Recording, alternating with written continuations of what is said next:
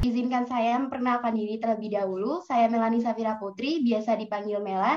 Saya perwakilan BPH Himaka dari Departemen Pendidikan. Di sini saya sebagai pemandu Himaka Dialog pada sore hari ini. Oke, tanpa lama-lama lagi, langsung saja kita hubungkan dengan narasumber keren kita, yaitu Bapak Andi Dahroni. Oke, halo Pak. Ya, halo.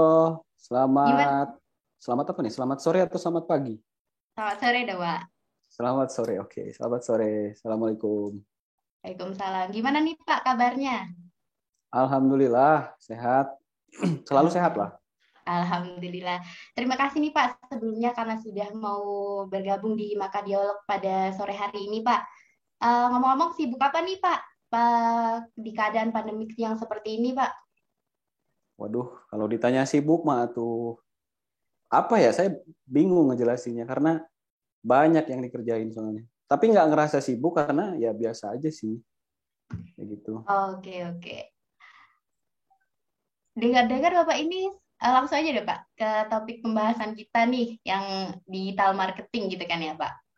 Oke, oke, Eh, oke. Bapak ini kan di bidang marketing nih Pak. Nah, mungkin sebelum jauh apa pembahasan kita, boleh dong jelasin dulu gitu. Marketing itu apa sih, Pak? Gitu. Buat biar teman-teman tuh pada tahu gitu.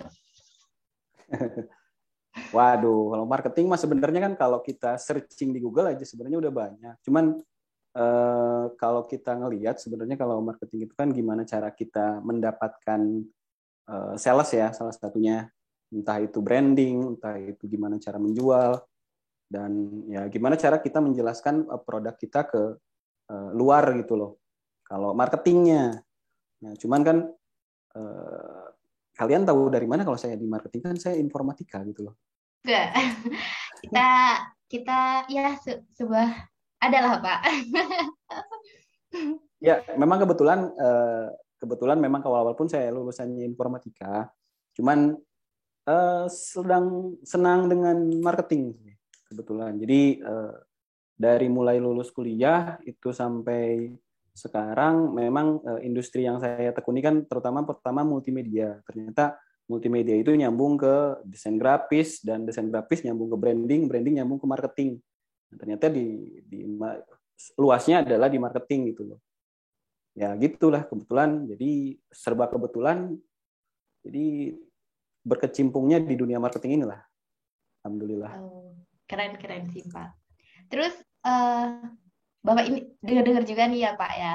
Bapak ini kan Kebanyakan salah dengar-dengar satu ini.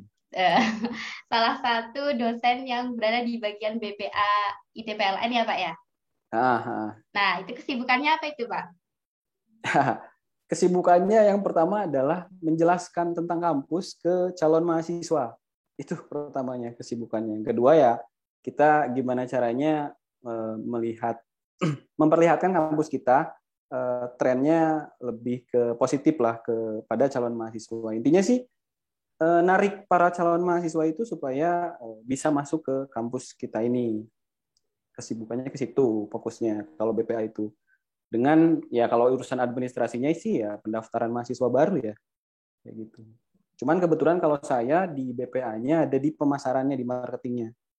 Nah, jadi urusan saya adalah gimana caranya memperkenalkan ITPLN kepada calon mahasiswa, kepada orang tua, ya terutama saat ini sih di digital ya. Makanya ada yang namanya digital marketing gitu.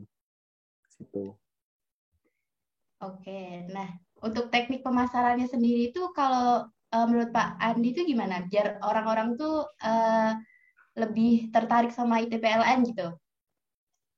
Tekniknya, waduh, urusan teknis nih. Ini saya harus ngejelasin teknis. Ya Kalau dong, teknis sih Pak. sebenarnya gini sih, mungkin lebih kita ke research dulu ya, cari tahu gitu loh. Maksudnya kita tuh kampus kita tuh punya kelebihan apa sih dibanding kampus yang lain gitu loh. Karena kalau kita lihat kan cara memperkenalkan produk itu ya kita harus tahu dulu produknya kita. Kita nggak bisa dong kalau kita ngejual kita nggak tahu tentang produk. Nah, paling kita cari tahu dulu kampus kita itu kelebihannya apa. Nah, kita olah kelebihannya kita itu supaya bisa menarik perhatian para calon mahasiswa, terutama kayak gitu. Nah, baru setelah kita punya inti dari kelebihan kita, value-nya kita, baru deh kita bikin konten. Misalkan bikin kontennya konten video, konten gambar, konten artikel, dan lain sebagainya. Kalau misalkan di digital ya, kita ngomongin di digital ya. Nah, baru kita blast atau sebarin di digital pula, entah itu sosial media, entah itu website, dan lain forum, dan lain sebagainya, supaya para calon mahasiswa itu bisa ngelihat beritanya kita dan bisa tertarik gitu loh. Nah, itu sebenarnya itu gambaran umumnya gitu sih. Kalau teknisnya detail banget, banyak ya. Kita harus punya, kita bisa iklan, kita bisa bikin konten, bisa bikin artikel, copywriting, SEO, dan lain sebagainya. Itu teknis terlalu banyak sih. Kayaknya harus ada mata kuliahnya sih kayaknya itu. Atau mau belajar mata kuliahnya nih kalian di sini? Wah, boleh juga nih, Pak. Jangan, kelamaan dong itu. Kalau semisal, ya, Bapak, ini dengar-dengar Bapak juga mengikuti kelas digital marketing ya, Pak ya? Kelas? Maksudnya kelas apa nih? Iya, kelas digital marketing. Sebenarnya gini dulu, kalau dari perjalanan saya, kalau kelas digital marketing sih banyak ya yang saya ikutin gitu loh. Cuman kalau perjalanannya itu sekarang kebetulan saya dan teman-teman kami itu dari bikin seperti startup, tapi memang di jasa digital marketing gitu fokusnya. Kayak gitu. Kalau kelas sih kayaknya udah lama sih itu. Oh, Itu keren kayaknya sih. yang keponya data-data yang lama tuh bacanya tuh. Iya nih, Pak. Terus, eh, apa itu, Pak? Tadi kan Bapak bilang ada startupnya tuh, Pak. Nah, namanya apa tuh, Pak? Biar teman-teman di sini tuh pada tahu gitu. Kalau sekarang sih untuk yang di bidang marketing sih ada yang namanya Media Marketer namanya. Mediamarketer.id kalau websitenya sih. Itu fokusnya untuk ngelatih teman-teman yang pengen belajar marketing, terutama di digital marketing, tapi lebih spesifik ke fokus ke studi kasus, jadi gitu loh. Jadi kayak semacam wadah untuk orang-orang yang pengen belajar digital marketing, ya udah belajarnya di sini deh. Jadi sekalian ngebentuk komunitas marketer gitu. Lebih ke situ sih. Oke. Berarti, lebih ke situ. Hmm. Untuk bisa join kayak gitu tuh, di kisaran umur berapa, Pak? Atau buat mahasiswa, atau ada juga buat anak SMA atau SMP kayak gitu, Pak? Kalau yang pengen ikutan sih semuanya bisa ya, pengen ikutan karena memang materinya nggak susah. Cuman tergantung dengan keinginan masing-masing gitu loh. Kalau misalkan kan ada tuh orang yang saya emang nggak terlalu suka di digital marketing, ya udah nggak perlu. Tapi kalau memang dia pengen belajar, mau itu dari SMA, mau itu dari SMP bahkan, ya udah gitu loh, ya ikut aja. Cuman kalau saat ini, kalau yang startup yang kami bangun ini, targetnya adalah UKM sih sebenarnya, sama para profesional yang pengen ningkatin skill di digital marketing di situ.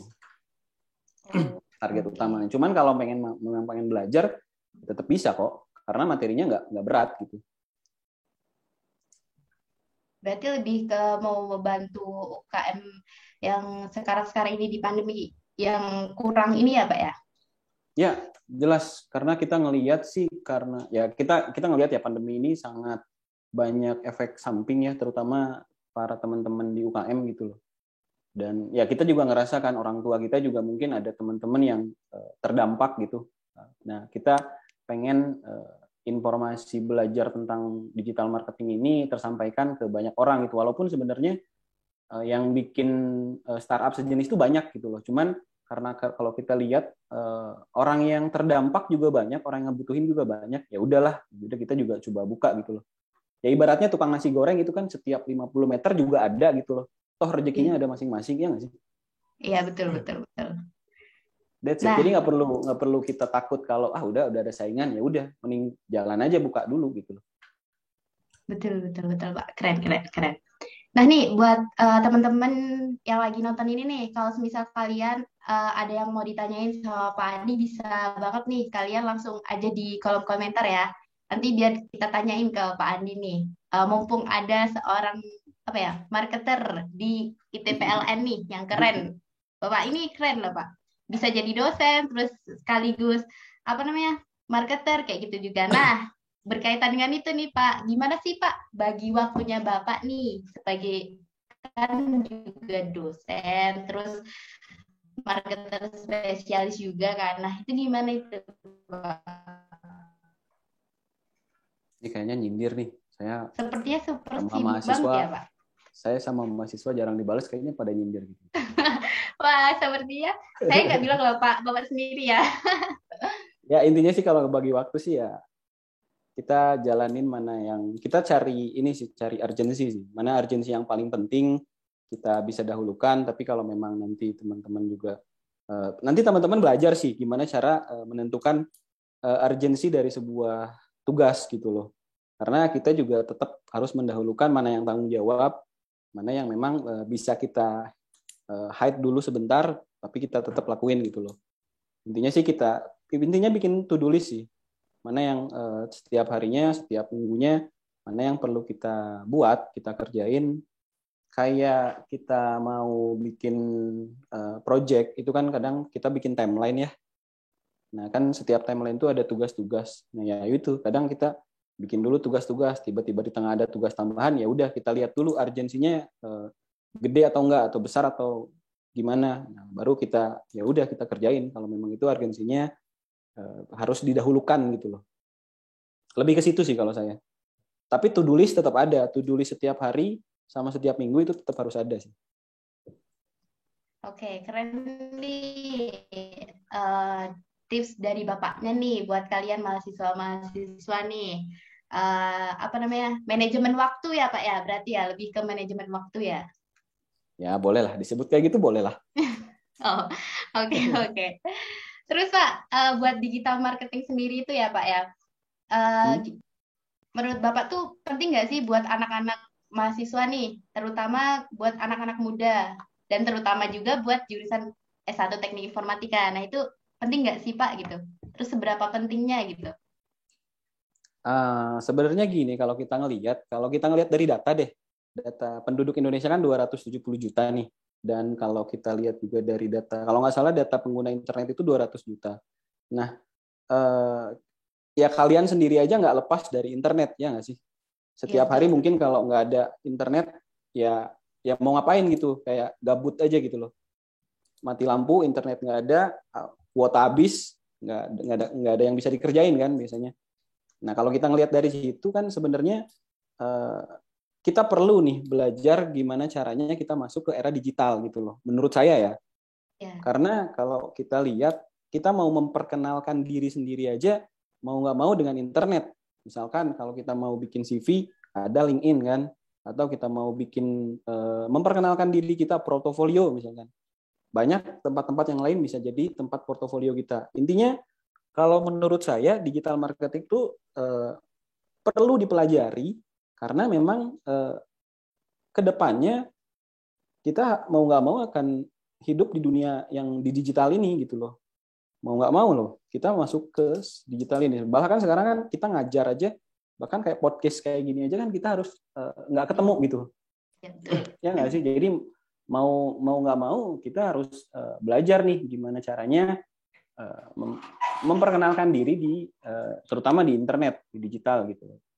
Ya, saran saya sih tetap ketahui sih, tetap banyak tahu tentang gimana caranya masuk ke dunia digital ini, terutama memperkenalkan diri ya. Ya nggak memperkenalkan diri doang sih. Kalau misalkan kalian punya, misalkan di tempat kalian di kampung gitu ada orang tua yang pengen gimana caranya menjual produk, ya udah kalian kan bisa bantu teman-teman yang di kampung untuk bisa ngejual produknya kalian di ke banyak orang gitu loh. Bahkan tadi 200 juta penduduk Indonesia udah menggunakan internet gitu. Lebih ke situ sih sebenarnya. Kalau penting nggak penting sih, kalau menurut saya, saran saya perlu dipelajari, walaupun nggak harus basic gitu. Maksudnya nggak harus detail mempelajarinya, tapi perlu. Kayak kalian bikin konten di Instagram, misalkan posting, kan kalian belajar gimana sih kayak nulis teks tuh yang bagus tuh fontnya apa sih? Terus kayak warnanya itu apa sih, filter apa sih yang sedang tren? Itu sebenarnya kan dasar dari digital marketing kan. Gimana caranya kita pengen terlihat di dunia digital, entah itu sosial media, filter yang apalagi sekarang TikTok kan lagu yang tren apa sih gitu loh. Mau nggak mau Ya. kalau kita muncul di FYP kan harus lagu yang tren gitu loh. bahkan kita bisa kayak gini loh.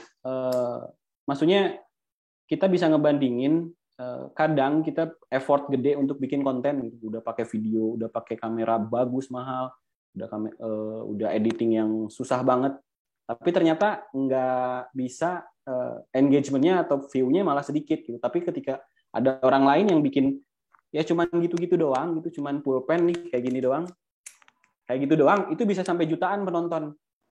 Effortless banget kan. Nah itu kan harus dipelajari, kok bisa kayak gitu, kok bisa viral gitu loh. Itu kan sebenarnya ada hal yang memang perlu kalian pelajari, gimana cara bikin konten yang viral, padahal effortnya effortless gitu, nggak ada effort banget, cuman gitu doang. Sama yang kita udah bikin kameranya bagus, udah editingnya mahal, kayak gitu-gitulah. Itu perlu dipelajari sih menurut saya. Nah, untuk menyikapi buat orang-orang ini, Pak, kalau misal kan ada juga nih ya yang nggak suka sama konten kita kayak gitu, konten apaan sih, cuman kayak gitu doang. Padahal itu lebih berkelas dibanding yang viral-viral kayak gitu. Nah, itu gimana Pak sikap kita buat seorang marketer gitu? Ya namanya netizen yang maha kuasa, itu berkuasa sekali netizen itu ya. Kita nggak bisa bikin konten yang benar semuanya orang ya. Kalau kalian nonton podcast di internet kan kalian udah tahu ya, kita bikin konten tuh nggak bisa semua orang suka gitu loh. Sama kayak kalian bikin postingan, misalkan status deh, teks doang, itu kan nggak semua orang suka ya. Kadang orang, apa sih ini status kayak gitu loh. Ya mau nggak mau ya udah terima aja gitu loh. Kita bikin konten nggak ada yang suka, padahal udah effortless, ya udah hibur diri sendiri aja, ya udahlah, nggak ada usaha yang sia-sia gitu loh. Hiburnya kayak gitu aja sih. Oke, keren. Nah, di Bapak kan udah kayak ini ya Pak, dulu Masnya udah lama gitu di bidang digital marketing gitu kan. Nah, sebelum sama sesudah pandemi ini, kayak gitu tuh digital marketing lebih gimana ya? Lebih laku kan pastinya lebih laku di sekarang nih ya Kak, kan Pak. Nah, tapi kesulitan apa sih Pak di era pandemi ini gitu? Kesulitan dalam apa nih? Dalam digital marketingnya atau kesulitan Digital apa? marketingnya. Sebenarnya kalau digital marketing kita tuh agak kesulitan menargetkan ya. Jadi kayak apalagi setelah pandemi ya. Jadi orang-orang itu akan lebih selektif dalam memilih produk sebenarnya. Jadi kayak menurut gue ini penting, yang ini nggak penting. Ya udah yang penting aja dulu deh. Kalau dulu mungkin dulu orang lain tuh beli sesuatu itu nggak hanya sesuai kebutuhan gitu loh, tapi kayak untuk ego atau untuk diri sendiri aja dibeli gitu loh. Oh ini ada merek branded nih, lagi diskon, ya udah beli. Tapi kalau sekarang lebih kayak mana nih yang gue butuhin dulu nih, ya gue beli gitu loh. Bahkan cuman karena sekarang kayak gitu, itu susahnya ya, itu sulitnya tuh kayak gitu. Kita menentukan mana target yang memang sesuai dengan targetnya kita, karena kita nggak tahu nih orang lain itu sedang dalam kesusahan atau enggak selama masa pandemi nih. Gitu. Cuman kalau bagusnya semua produk sekarang bisa dijual secara online gitu loh. Bahkan sekarang udah mulai tren beli sayur-sayuran, beli telur, makanan rumah itu sudah menggunakan online gitu loh. Sedang tren kayak gitu. Nah, itu kan sebenarnya ada satu sisi bagi marketing itu susah menargetkan, tapi ada sisi ketika pedagang-pedagang seperti itu bisa mulai menjual gitu loh. Walaupun kita nggak bisa jualan di lokasi karena PPKM misalkan.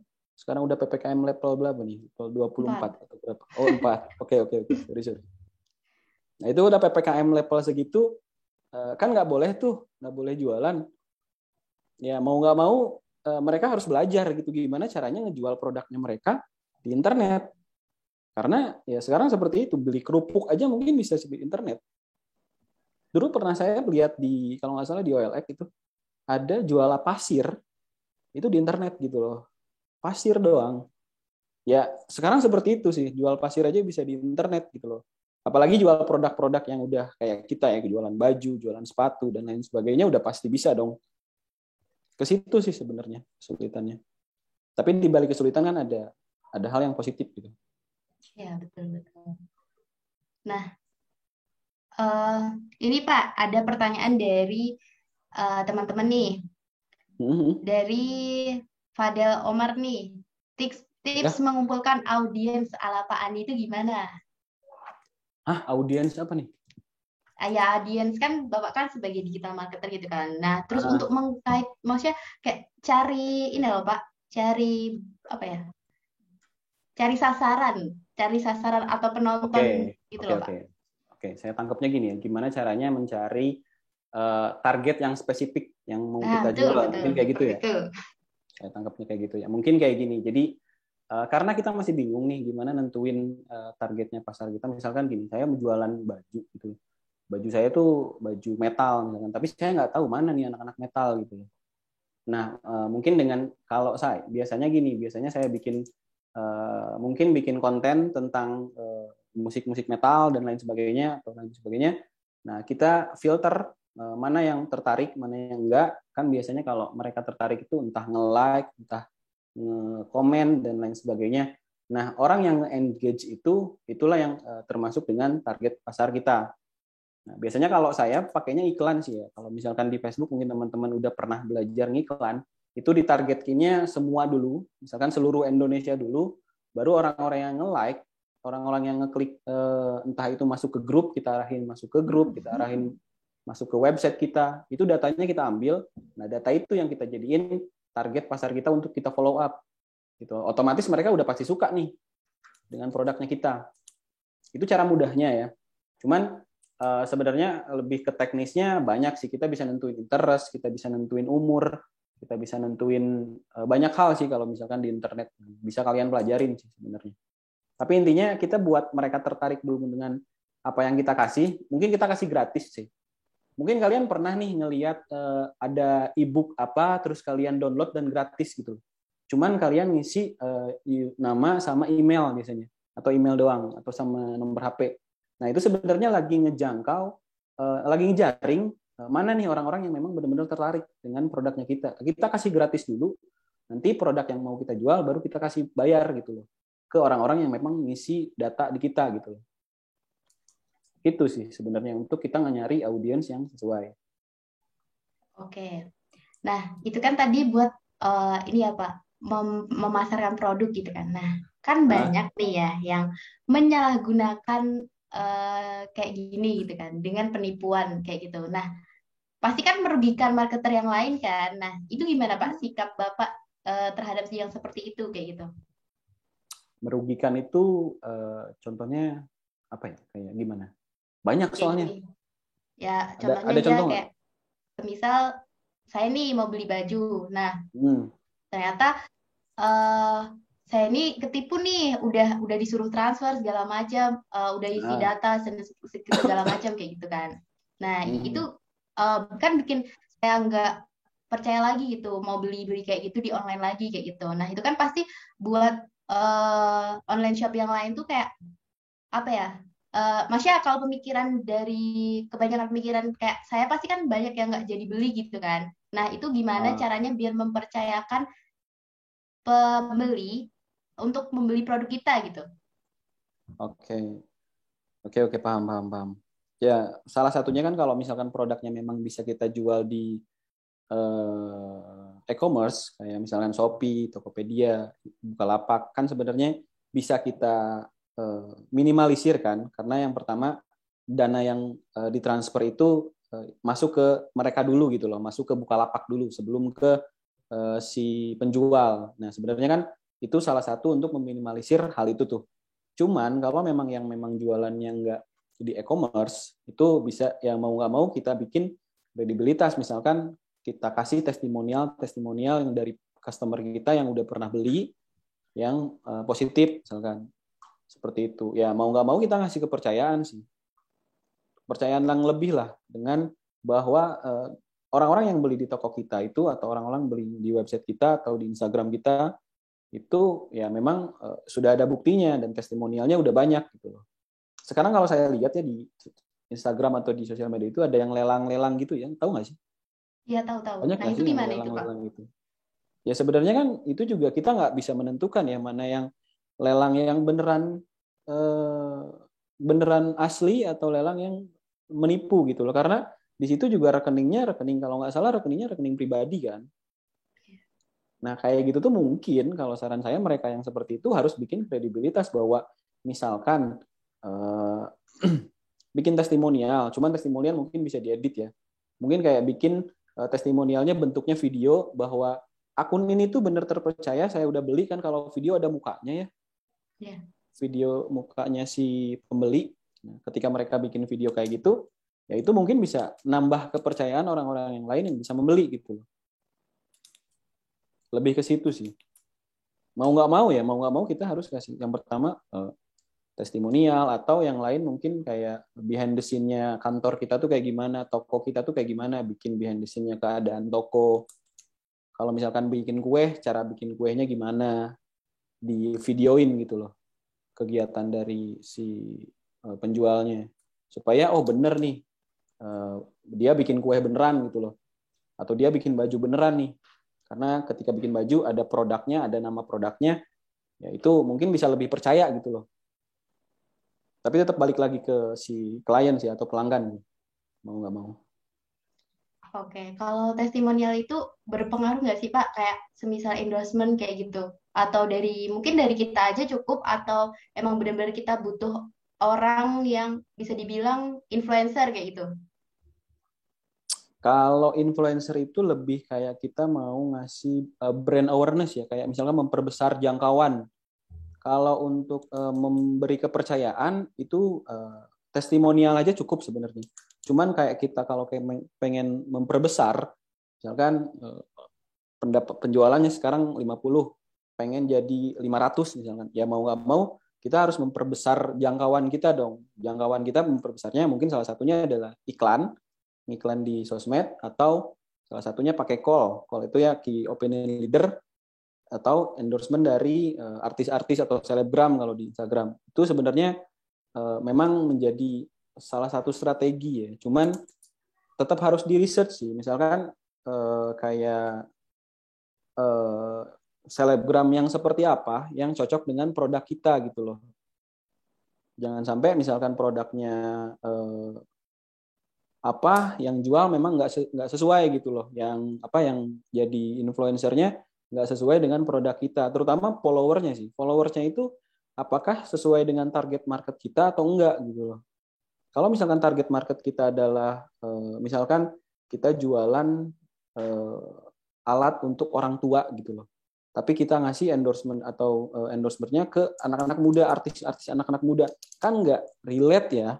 Jadi itu sebenarnya walaupun nanti ada yang beli, tapi konversinya jadi sedikit gitu loh. Jadi mungkin itu jadi kayak lebih ngambur-ngamburin uang sih untuk marketing, terutama di bidang marketing gitu loh. Walaupun nanti memang ada, cuman kayak nggak tertarget aja sih. Intinya harus direset dulu sih, mana yang memang sesuai dengan produk kita kalau mau pakai influencer ya. Mana yang memang terlalu umum gitu. Oke, oke. Oke, baik Pak. Ini kan karena waktu kita kurang lebih cuma 30 menit nih Pak. Terakhir nih Pak. Asik, Tips udah and terakhir. trick. Tips and trick biar gak tertipu dari marketing yang abal-abal. Gimana tuh Pak? Tips and trick biar nggak ketipu dengan ya Marketing marketing yang yang abal-abal. Ya mau nggak mau kita research sih. Kita sering risk kan, kalian juga kalau belanja ya.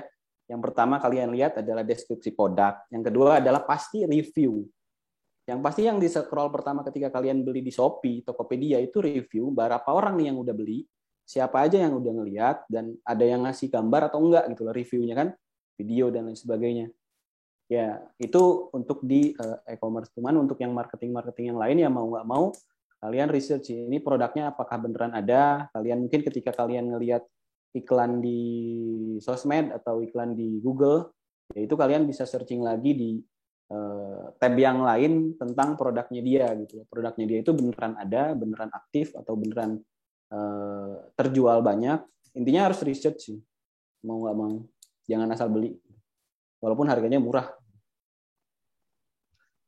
Oke, itu tadi nih teman-teman tips and tricks buat kalian buat menentukan marketing yang abal-abal dan tidak. Nah, itu tadi kan udah keren banget nih Pak Andi Dahlan udah ngejelasin tentang digital marketing. Dikarenakan waktu yang diberikan sudah habis, maka kita sudahi dulu ya Pak ya. Semoga aja Oke. bisa di episode selanjutnya kita bisa bertemu kembali seperti itu. Dan terima Boleh, kasih boleh, boleh. kepada Pak Andi karena sudah menyempatkan bergabung di sore hari ini. Terima kasih Oke. ya Pak. Sama-sama, sama-sama. O- Terima kasih juga. Oke, baik teman-teman, terima kasih atas waktunya. Kita lanjut lagi di minggu depan di Himaka Dialog episode 3 yang pastinya nggak kalah seru. Saya Melani Safira Putri sebagai pemandu Himaka Dialog episode 2 mengucapkan terima kasih dan mohon maaf apabila ada kata yang kurang berkenan. Saya undur diri, stay safe, stay healthy. See you. Wassalamualaikum warahmatullahi wabarakatuh.